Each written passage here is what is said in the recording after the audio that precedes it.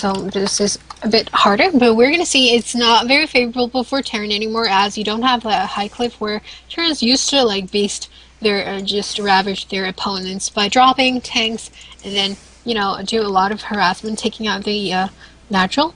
But we're going to see what's going to happen here. We have close positions here, so that's definitely going to be interesting. Yeah, and now what could actually lead to something is that if diestar decides to do some drops this game around, that will definitely be a solid game plan. And now something that Verdi could do, it's not exactly the most common build, but in these positions you can go for a 4-gate warp prism, and literally do a 4-gate with the addition of a warp prism and just go straight to the front. And then if diestar decides to do an expansion play like he did in the last game, it could be very, very rough, especially if like a sentry manages to get to the ramp and forces a ramp, and then all of a sudden diestar is a completely vulnerable main. And that is very true. Now, what you need to do with that build order is to have a perfect full 4-gate, and to maximize your output as well as your economy is go for the double gas. As soon as you have your robo, just pull off your workers from one gas, and then go straight into a 4-gate with a warp prism. But that is another possibility. We're going to see if that's going to be something seen on this map, because it's pretty all-ish. But so we're going to see if that's what Verdi is going to go for. Now we see that the probe is scouting the right base location right away. Yep, which is definitely nice for him. He will see the gas, and that's going to immediately make him think that it's very likely we're going to see some kind of Reaper expansion. He needs to keep an eye out for that, get that fast Stalker out in order to defend against that. But pretty much, he'll probably just be happy to run around the base, look for any second barracks, look for the second Vespene geyser to be put down, and though odds are diestar's going to hide his build from here on out, it's still possible that we could see some kind of tricky play from diestar. Yes, that is definitely the case. But I personally would love to see him to go for some type of marauder harassment, but that's not going to be it, I think, because we already see the second Marine coming out. Usually you want to go for that take lab after the first one or immediately sometimes. So we're going to see, though. Alright, so now diestar's going to finally move on and get into the base of Verdi. He will be able to see the second gas, which is going to immediately tell him that odds are it's not going to be a 1-gate expansion. Unless we're going to see Verdi do something along the lines of pulling off his guys off of gas to get that Nexus out there, but we're having the Stalker being chronoed out. Don't see a Zealot. Yep, so no Zealot was actually made first, so Verdi's going to do some kind of techie play, it looks. Yes, to go for a 1-gate expansion, guys, is usually you don't take the second gas. What also is a 1-gate expansion is usually done on bigger maps, and this map is quite risky, I have to say. No, it's not for a 1-gate expand. For 1-gate expand, you don't think it's risky on this map? No, not at all. Okay, well, we've seen on GSL, we've seen that 1-gate expand have been punished by Terran players, even on Vendalopolis, which is even a bigger map. Yeah, and we're seeing a 1-gate expand right now.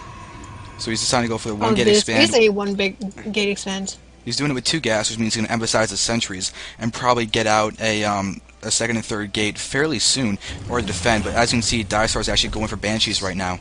Yes, but you know, the thing is, if they're taking up, going for a 1-gate expand is actually pretty viable. Unless they're going for a double racks, which is really risky. But I mean, that's not what we're seeing here. A lot of Marines, that's probably because he got a red on his opponent. He knew that his opponent was going for a take. I'm not really sure if he saw the factory being added after the first racks. But this is very good for Verdi. I mean, he is not going to get any aggression as of soon, so that's definitely helping him. Yeah. Now something to note though is that diestar does not know about this natural expansion, and Verdi does not know about any of this tech. However, when he popped up, he did not see a bunker, so it might catch him a little off guard that there's a tech play, but it's not completely. He's still playing this safe and having a Stalker and a Sentry in his main base, ready to intercept the Banshee that's about to head over there. Exactly. We do see another Stalker being morphed in here. Yeah. So I really like this safe play. He's got the Observer to move out. So need to build more, but the Banshee is making its way down to the bottom left. He's going to try and use the high ground to go ahead and attack the probes. And we look at the Observer; it's very far away. We're going to need to see those probes run down to the natural or something, at least away from that mineral line. It's going to be very, very vulnerable because here we're going to have the Banshee starting to attack. Okay, there it goes. Picking off one probe going down, second probe going down, third one going down before he gets away at the high ground, not getting any vision at all. Yeah, but there is an Observer being chronoed out, but now you can see the probes already being run away from the natural expansion. Nice play, safe play by VampireLady to lose as little as possible. The Observer's about to pop out, and could be a very dead Banshee unless it runs away. It looks like it will just run away and stay alive for another day. Exactly. That's pretty smartly done there. Now let's take a look at the harvester count. We have 31 for Protoss, 28 for Terran here, and at the same time we see that siege tanks being researched. Yeah, but this is starting to look like a very, very strong 1-1-1 play, except it's actually kind of a 2-1-1 because there are 2 racks, 1 starport. Actually, we're going to have the Banshee on the field, but there is no cloak for the Banshee, which is something definitely you need to take note of, because the Raven's great for dealing with the Observers. I don't see this left one might die. Actually, wow. Yes. Okay, so I want to say another thing, though. We saw that the Protoss player went for a 1-gate expand. Usually, I know that a lot of players would say that 1-gate expand is most safest against tech builds or 1-1-1 builds. So we're going to see if that theory is going to be proven right or wrong here, or if well executed, of course.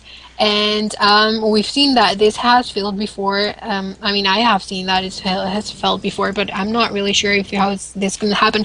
I mean, that is pretty huge force here by diestar. diestar is moving in. At the same time, there is a Banshee at the back of his base, just taking out a couple of units. And there we go. Guardian Shield going up. A lot of Marines taking out the Immortals.